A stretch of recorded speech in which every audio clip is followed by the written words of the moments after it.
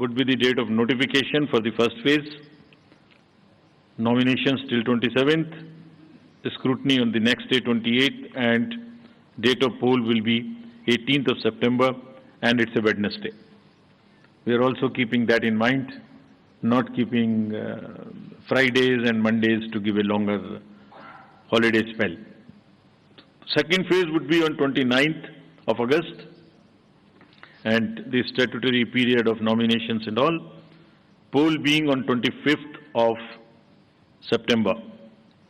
And phase 3, nomination on 5th of September, and every voting finishing on 1st of October. So, counting would be on 4th of October, and everything would be over, bind up on 6th of October. We can show you the map also. It's how the scheduling is being done. The yellow portion is first. The yellow portion would have the districts of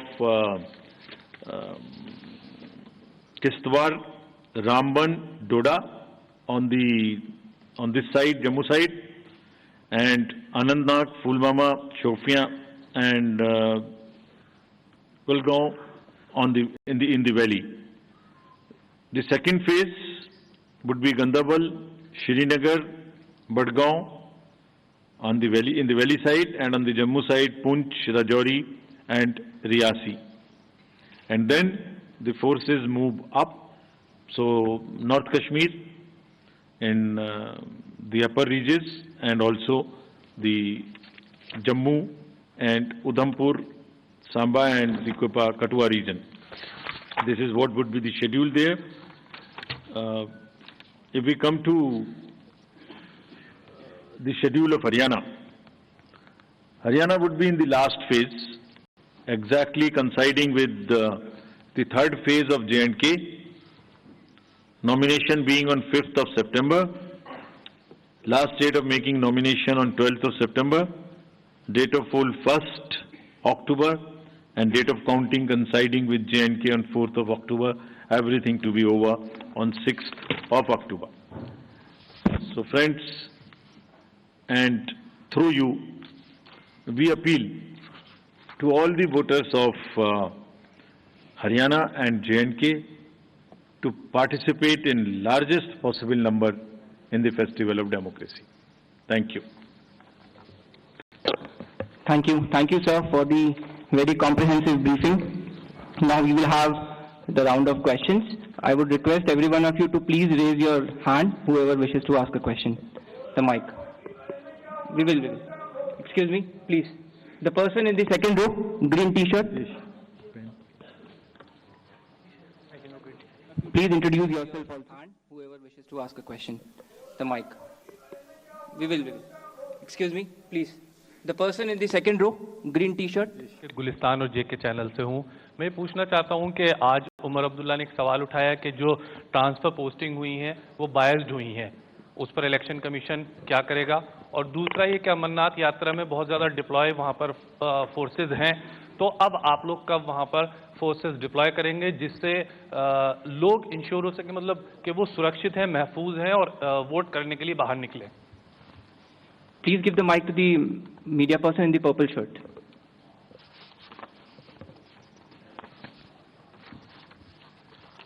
मैं संजय शर्मा हूं आज तक से। मेरा सवाल ये है कि महाराष्ट्र विधानसभा का कार्यकाल भी 25 को ही समाप्त हो रहा है, 26 नवंबर को। तो क्या वजह है कि इसके साथ ही चुनाव नहीं कराया जा रहा है? तो राजनीतिक हलकों में कहा जा रहा है कि ये कोई पॉलिटिकल कुछ ऐसा है, तो निर्वाचन आयोग क्या सोचता है इस बारे में? बहुत आसान है ये कहना और आपका पूछना भी। Please give the mic to the person बहुत ही आसान है पूछना। in the blue shirt. I'll answer. Second last row. Hello sir, Neeraj हूँ न्यूज़ 18 इंडिया से। हमारा सवाल है कि जम्मू क्षेत्र में हाल के वक्त में आतंकी गतिविधियाँ बढ़ी हैं और आपने कहा भी था अपने चुनाव दौरे के दौरान जम्मू कश्मीर में कि बाहरी शक्ति हो या आंतरिक शक्ति, कोई भी चुनाव को रोक नहीं सकती। इस बार जम्मू कश्मीर में आतंकवादी गतिविधियां जो बढ़ी हैं वो कितनी बड़ी चुनौती है? और दूसरा हमारा एक सवाल है कि पहले भी ऐसे चुनाव कार्यक्रम रहे हैं कि जब एक साथ अवधि खत्म हो रही है, जैसे हरियाणा और महाराष्ट्र की एक साथ खत्म हो रही है, एक आगे पीछे थोड़ा एक ही महीने में, तो आपने बाद में घोषणा किया लेकिन मतगणना एक साथ किया। क्या ऐसी कोई संभावना महाराष्ट्र को लेकर इन दोनों चुनाव के साथ आने वाले वक्त में क्लब होने की है, या महाराष्ट्र और झारखंड के विधानसभा चुनाव अलग होंगे sir? So we'll take more questions, or you would like to respond? एक और Please give the person the last. उधर चले जाइए. So this side we will take some questions. Please try them. Last में black shirt.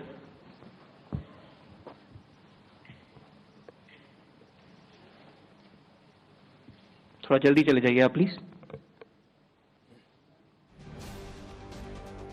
तो चुनाव आयोग ने हरियाणा और जम्मू कश्मीर में चुनाव की तारीखों का ऐलान कर दिया है। जम्मू कश्मीर में 3 चरणों में चुनाव कराए जाएंगे। पहला चरण 18 सितंबर को, दूसरा 25 सितंबर को और तीसरा चरण 1 अक्टूबर को। 4 अक्टूबर को जम्मू कश्मीर के विधानसभा चुनाव के नतीजे आ जाएंगे।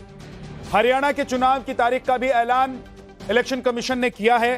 1 अक्टूबर को हरियाणा में सभी सीटों पर चुनाव होंगे।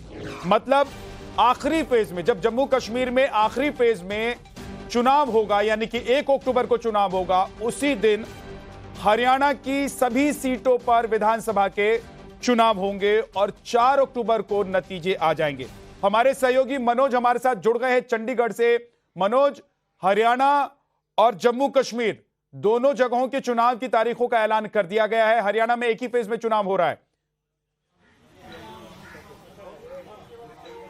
जी बिल्कुल, देखिए 1 अक्टूबर को यहाँ वोट डाले जाएंगे और क्योंकि सबको पता था, आभास था कि कभी भी चुनाव का ऐलान हो सकता है, इसीलिए लगातार चाहे बीजेपी हो, कांग्रेस हो, जननायक जनता पार्टी हो या फिर इंडियन नेशनल लोकदल हो, सभी पार्टियां इस वक्त सड़क पर हैं, जनता के बीच में हैं। आज सुबह ही हरियाणा के मुख्यमंत्री मनोहर लाल ने प्रेस कॉन्फ्रेंस करके कई घोषणाएं की हैं। करीब 13 से 14 सवाल उन्होंने कांग्रेस से पूछे हैं। तो हरियाणा के पूर्व मुख्यमंत्री भूपेंद्र सिंह हुड्डा भी अब से कुछ ही देर बाद प्रेस कॉन्फ्रेंस करने वाले हैं। हम इस वक्त चंडीगढ़ हरियाणा कांग्रेस के कार्यालय में भी हैं, जहां हलचल तेज है और कभी भी भूपेंद्र सिंह हुड्डा, हरियाणा कांग्रेस के अध्यक्ष उदय भान, ये यहां पर पहुंचेंगे और जो स्ट्रैटेजी है उसके बारे में बताएंगे। हरियाणा में जो सीधा मुकाबला है वो बीजेपी और कांग्रेस के बीच में ही बताया जा रहा है। 90 विधानसभा की सीटें हैं और फिलहाल कांग्रेस के पास 31 सीटें उन्होंने जीती थी। फिलहाल उनके पास 30 विधायक थे, लेकिन किरण चौधरी के जाने के बाद ये संख्या 29 बची है। बीजेपी के पास फिलहाल 41 विधायक हैं और जननायक जनता पार्टी के पास 10 विधायक हैं, जबकि इंडियन नेशनल लोकदल के पास 1 सीट है। तो क्या 10 साल का जो शासन है वो इसी तरीके से बरकरार रहेगा या कांग्रेस इस बार बदलाव कर पाएगी?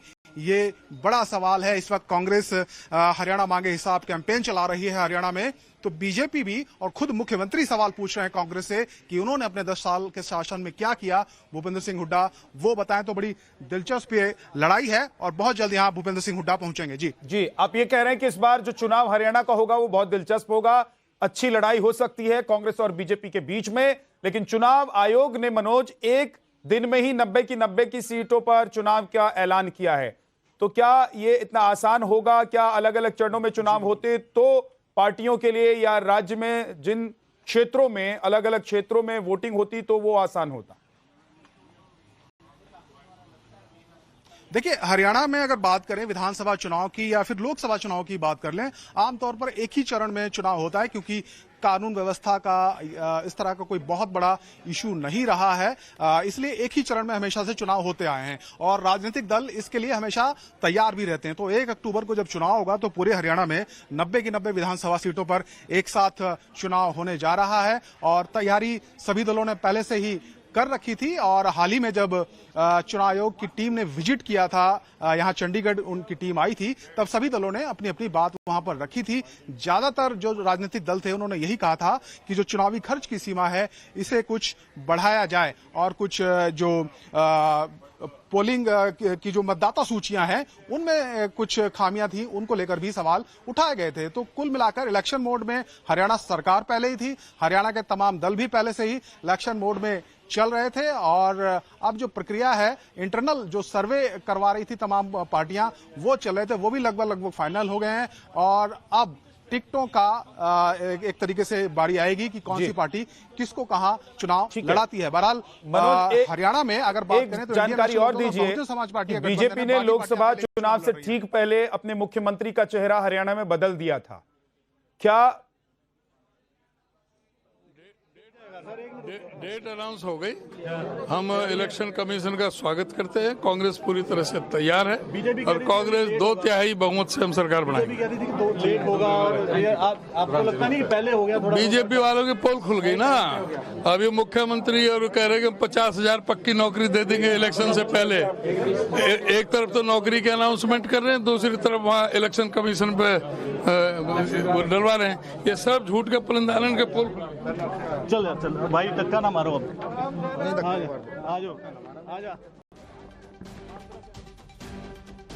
तो कांग्रेस के प्रदेश अध्यक्ष को आप सुन रहे थे, मेरे सहयोगी साहिल सोहेल हमारे साथ जुड़ गए हैं जम्मू कश्मीर से। साहिल, लोग इंतजार कर रहे थे कि जम्मू कश्मीर में जल्द से जल्द चुनाव हो, क्या जम्मू कश्मीर अब चुनाव के लिए, क्योंकि तारीखों का ऐलान हो गया है, तैयार है? देखिए, जम्मू कश्मीर में जो चुनाव को लेकर तैयारियां हैं वो कर ली गई हैं और आज सुबह कि जिस तरह से प्रशासन ने भी जो ट्रांसफर और पोस्टिंग के ऑर्डर्स है वो लगातार आ रहे हैं। प्रधानमंत्री नरेंद्र मोदी जब SKIC श्रीनगर में जून की 20 तारीख को पहुंचे थे तो प्रधानमंत्री नरेंद्र मोदी ने अपने संबोधन में ये जरूर कहा था कि जम्मू कश्मीर में जो 2024 के लोकसभा चुनाव में जिस तरह से लोगों ने बढ़ चढ़ कर पार्टिसिपेट किया और जिस तरह के रुझान सामने आए और प्रधानमंत्री नरेंद्र मोदी ने उसकी तारीफें की थी और कहा था कि जम्मू कश्मीर में असेंबली के चुनाव के लिए तैयारियां की गई है। उसके बाद इलेक्शन कमीशन ऑफ इंडिया का एक डेलीगेशन जिसका नेतृत्व खुद चीफ इलेक्शन कमिश्नर कर रहे थे वो श्रीनगर पहुंचे थे। 2 दिन के दौरे के दौरान उन्होंने यहां पर प्रशासन के साथ मुलाकात की, सिक्योरिटी सिचुएशन पे भी खास बातचीत इलेक्शन कमीशन की हुई और 2 दिन पहले दिल्ली में होम सेक्रेटरी अजय भल्ला के साथ भी इलेक्शन कमीशन की बैठक हुई थी। ठीक है, बहुत बहुत शुक्रिया इस पूरी जानकारी के लिए आपका।